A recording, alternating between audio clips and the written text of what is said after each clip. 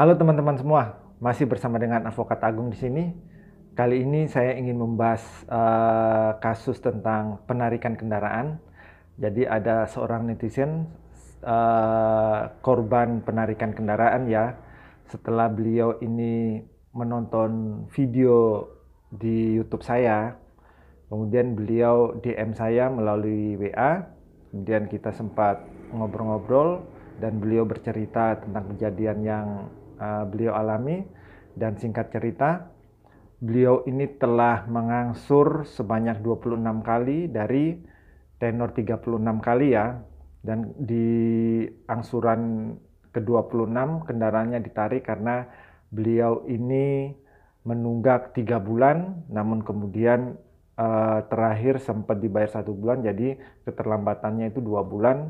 Kendaraan itu sudah ditarik oleh pihak eksternal, padahal beliau itu berjanji sisa dari 2 angsuran tersebut yang kurang itu akan dibereskan tidak lebih dari bulan ini ya, bulan Januari. Namun terlanjur kendaraannya kemudian dieksekusi, dan beliau ini cukup pinter juga ya. Kalau saya bilang beliau ini pinter karena karena merasa keberatan, beliau ini tidak menandatangani berita acara serah terima kendaraan ya dari yang diberikan oleh PC professional kolektor atau debt collector. Dan kemudian atas kejadian yang ia alami, kemudian ia melaporkan ke kepolisian ya, tepatnya ke Polres Kota Sidoarjo, yang kemudian dari pihak Polres Kota ini melimpahkan ke tempat kejadian perkara, lokus deliktinya kebetulan di sebuah kecamatan ya, Kecamatan Gedangan di Sidoarjo.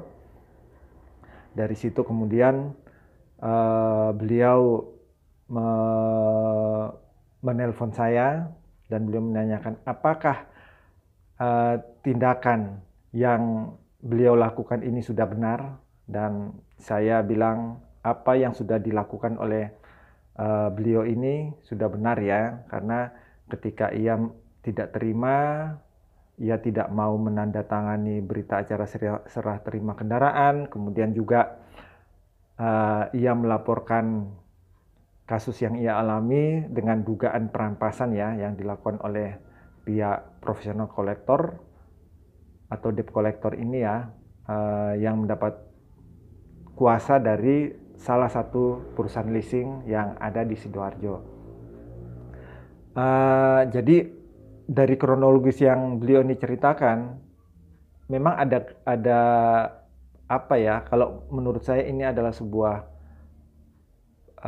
perbuatan yang melawan hukum ya, karena ada beberapa hal yang tidak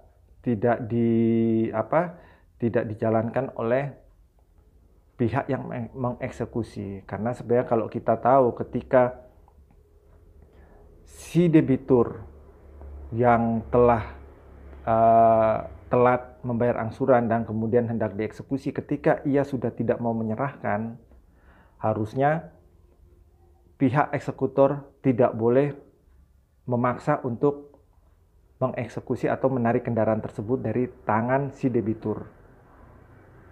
Harusnya ketika itu tidak mau, si debitur itu tidak mau, harus melakukan upaya hukum, yaitu meminta pengadilan negeri untuk melakukan sita eksekusi fidusia.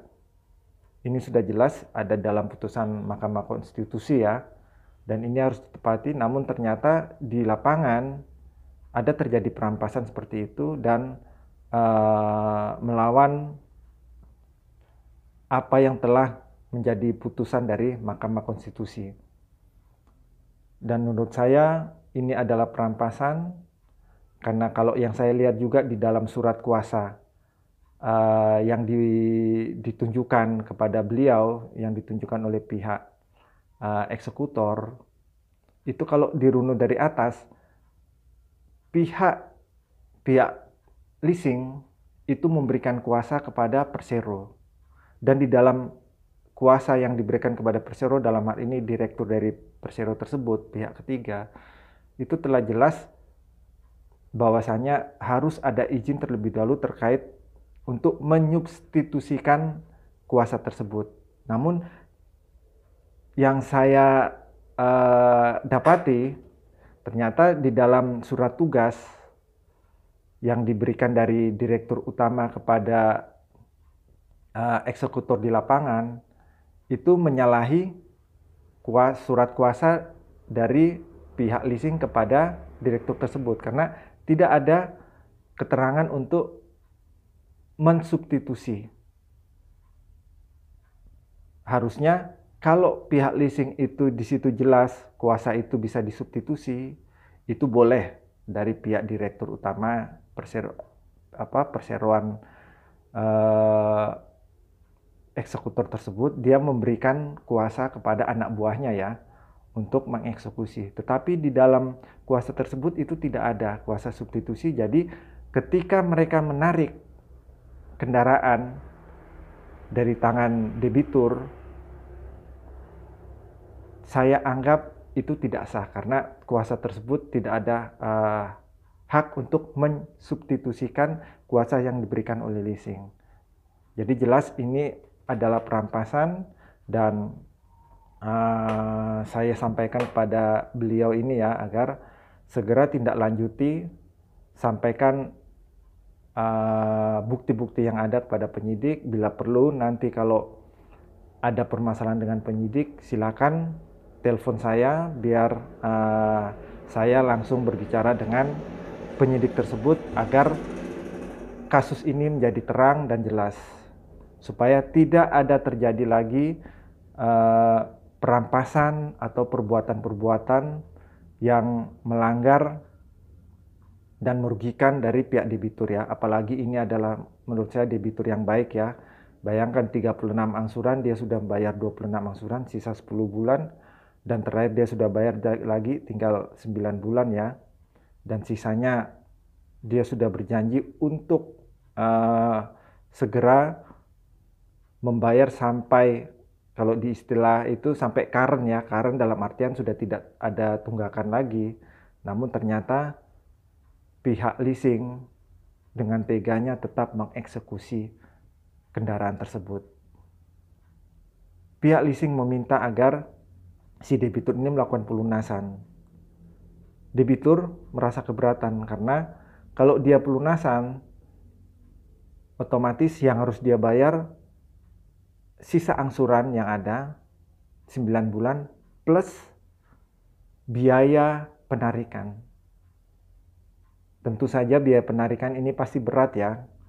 Kalau menurut saya dengan kendaraan yang dimiliki oleh debitur ini, bisa jadi biaya penarikannya sekitar 8 jutaan menurut estimasi saya, dan tentu saja ada penambahan biaya penarikan 8 juta tentu saja akan memberatkan si debitur ini. Oleh karena itu saya menyarankan kepada beliau, kalau memang beliau keberatan terhadap hitung-hitungan untuk pelunasan, ketika dilihat di situ ada perbuatan melawan hukum, ya biar biar diproses secara hukum saja supaya semuanya bisa clear. Begitu teman-teman. Jadi kasus yang terjadi yang dialami oleh seorang netizen di Sidoarjo dan kemudian disampaikan kepada saya, dan dengan konten ini saya berharap bisa menambah wawasan ya dari teman-teman terkait legalitas atau cara-cara yang benar untuk menarik kendaraan, supaya jangan terjadi lagi penyalahgunaan atau pelanggaran terhadap hukum-hukum yang telah mengatur dengan jelas terkait prosedur untuk mengeksekusi kendaraan. Demikian yang saya sampaikan, semoga bermanfaat dan terima kasih.